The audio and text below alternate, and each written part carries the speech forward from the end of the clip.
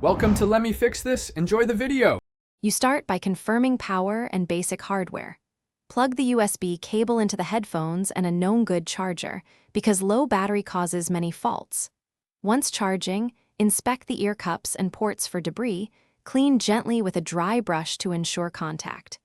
Make sure your test device has Bluetooth off until you're ready. That prevents automatic pairings. Now power the headphones on and note any LED patterns or voice prompts, so you can use them to guide the next diagnostic steps. You perform a factory reset next because it clears corrupted settings. Hold the power and volume buttons per your model until indicators confirm reset. Then connect to the Bose app or Bose Updater on a computer to check firmware. Updating fixes ANC and connectivity bugs, so use a wired link if Bluetooth is unstable.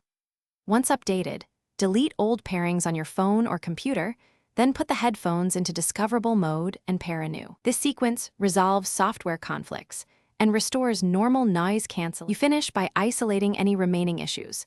Play audio wired and wireless on two different source devices to determine whether the problem is the headphones or the source. Once done, cycle ANC modes and listen closely for hissing, channel imbalance, or sudden dropouts. That tells you if a driver or internal connection is failing.